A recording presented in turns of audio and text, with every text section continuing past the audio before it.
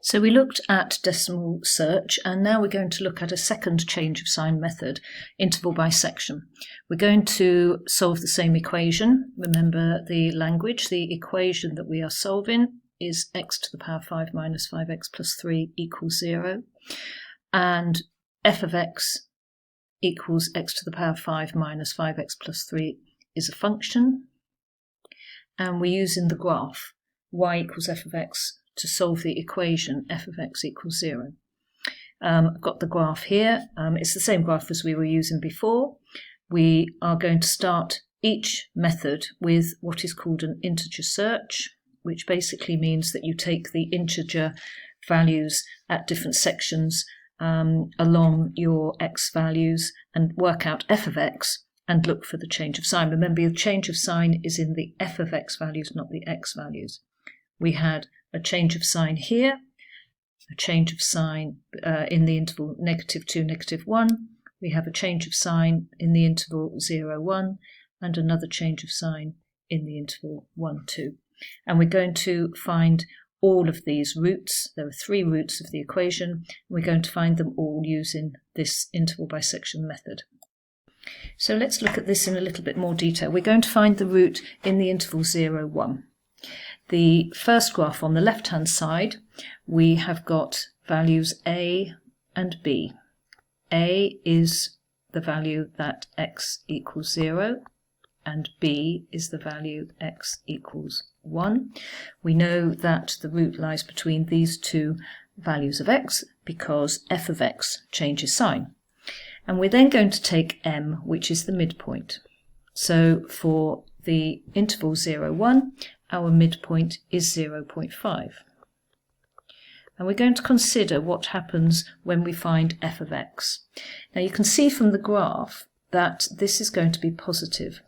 F of 0.5 is greater than 0 because the graph is lying above the x-axis. And the table underneath confirms this because we have got that f of 0 is 3, and we've got that f of 1 is -1, and we've calculated f of 0.5, and it's 0.5312, which is positive. So what we're going to do is we're going to look to see where the change of sign is. And we can see that the change of sign is between f of 0.5 and f of 1. And that confirms what happens on our graph because it's within this half of the interval 0, 1 that our graph cuts the x-axis. So then moving on to the second graph, we have then changed our values of a and m. B has stayed the same because the part of the right-hand side of the interval is still going to be 1. The left-hand side of the interval is now going to be 0.5 because we wanted to take the interval that we found in the first graph within which the root is lying.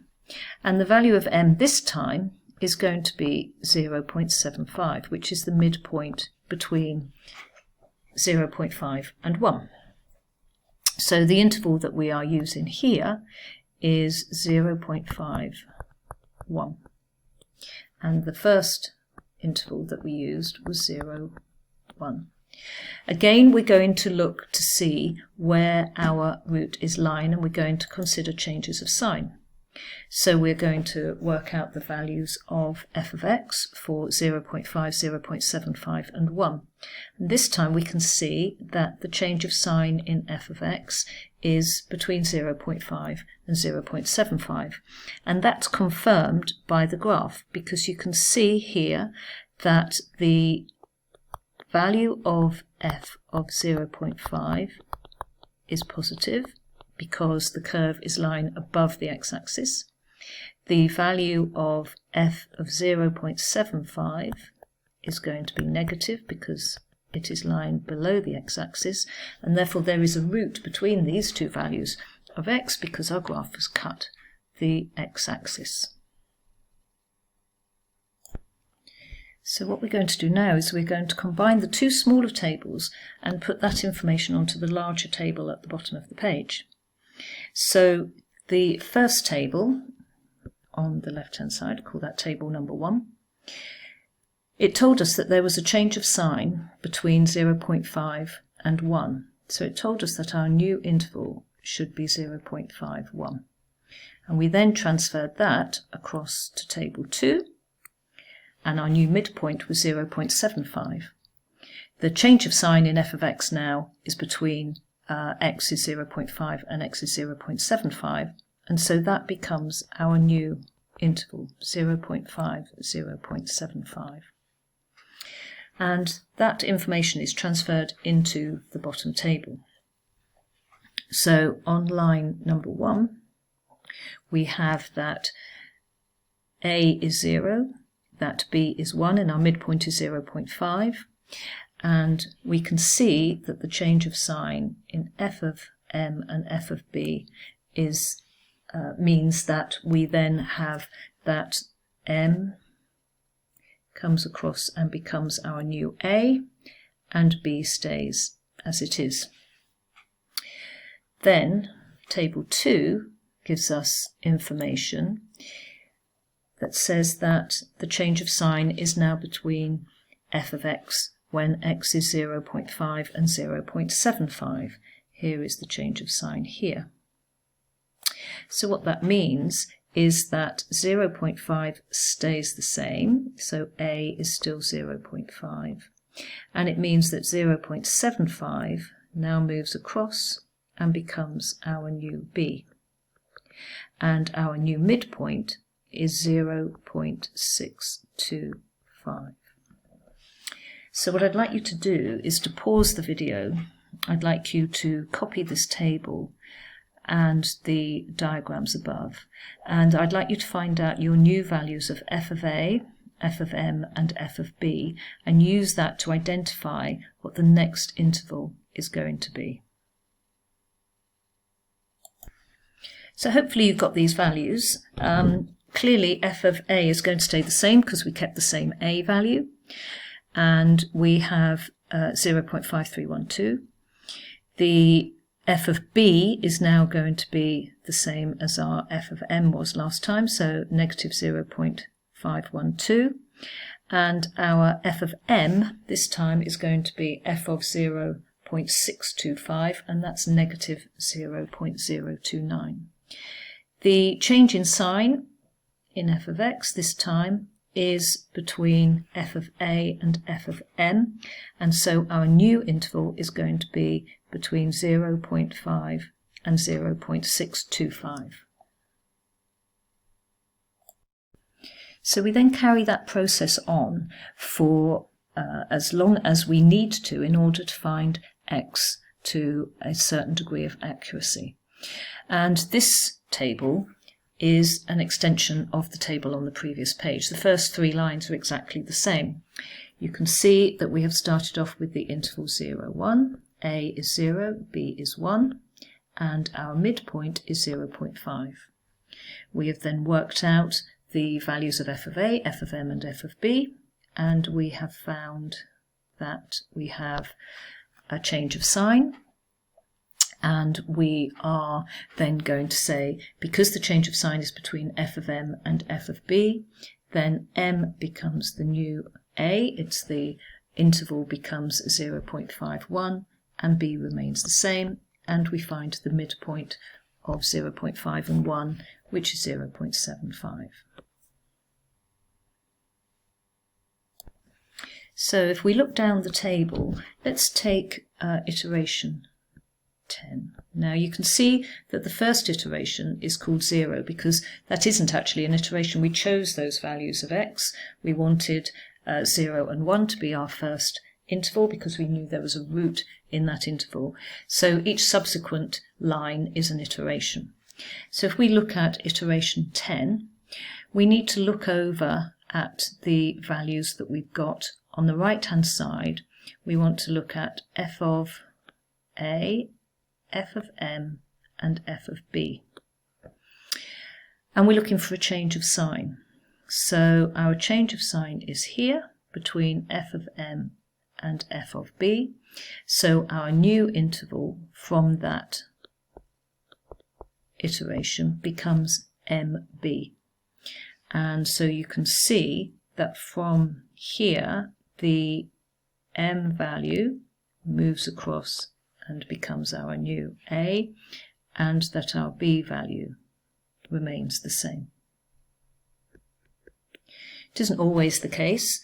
You can then look at 12, iteration 12, and you can see that actually this time the change of sign is between f of a and f of m, and therefore our a value remains the same going down into iteration 13, and our b value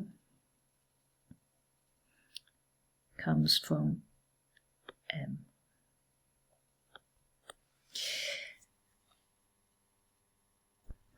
So we're going to try and find our root. We're going to try and find x, and we're going to try and find it to 5 significant figures. Now, if we look at one of our iterations, so let's now look at iteration 15. We have used here the interval AB, and what we want is we want A and B to both be the same to 5 significant figures, because then we know that we have squeezed our root between two values, A and B, which are exactly the same to 5 significant figures. Now, to 5 significant figures, we've got that A is 0.61801. 61801. And we can see that our B value is 0.61804. These are not the same to 5 significant figures, and so we can't say for certain what our root is to 5 significant figures. So we want to find the iteration where we do get the same value between A and B to 5 significant figures. So I'd like you to have a look and see if you can identify which iteration that is. So in red, I've highlighted iteration 17, and this is the first line as you come down the table where the A and B values are the same. So A and B are both 0.61803 to 5 significant figures. So we can say that with certainty that the root is 0.61803 to 5 significant figures.